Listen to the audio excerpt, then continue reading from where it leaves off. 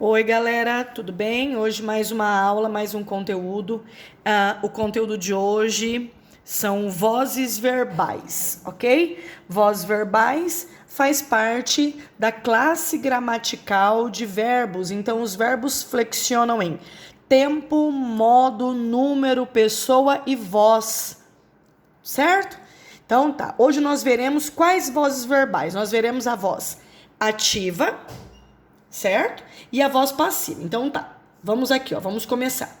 Voz ativa, quais são as características dessa voz verbal? Bom, o sujeito, ele é agente.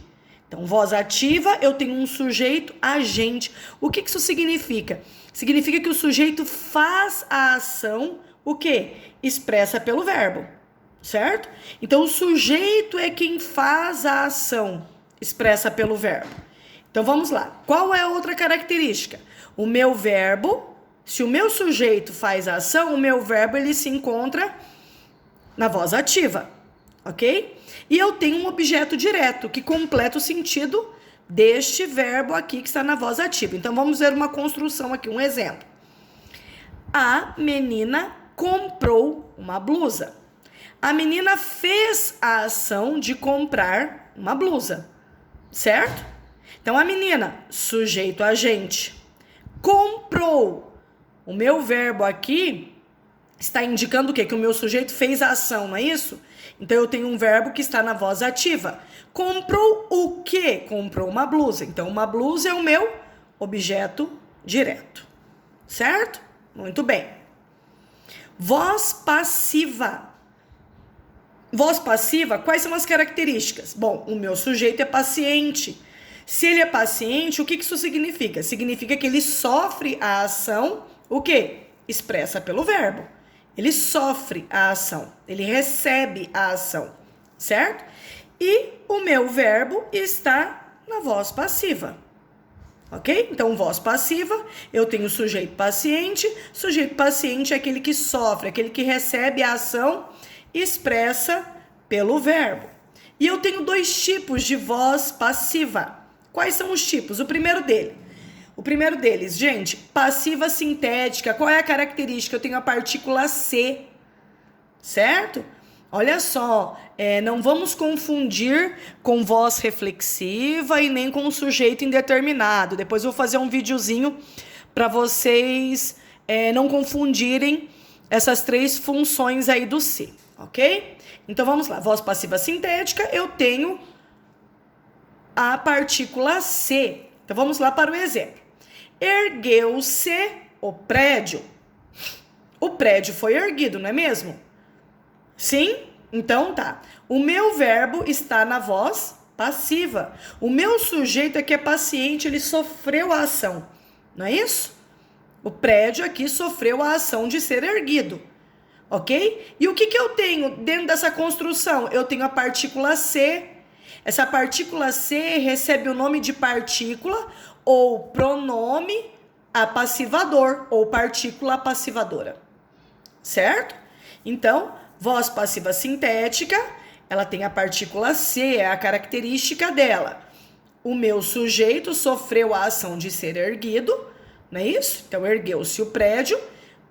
Eu tenho, meu verbo ergueu aqui está na voz passiva, passiva sintética, não podemos esquecer. O prédio é sujeito paciente e o meu C aqui exerce a função do que, gente? De partícula passivadora. Muito bem. Vamos lá agora para outra voz passiva, que é a voz passiva, o que, galerinha? Voz passiva analítica. Qual a característica da voz passiva analítica? A voz passiva analítica ela tem uma locução verbal. A qualquer construção verbal? Não. Não é qualquer construção de locução aqui não, galera. Como que tem que ser? Eu tenho o verbo auxiliar, ok? E o verbo principal. Por quê? Porque toda locução verbal é composta disso.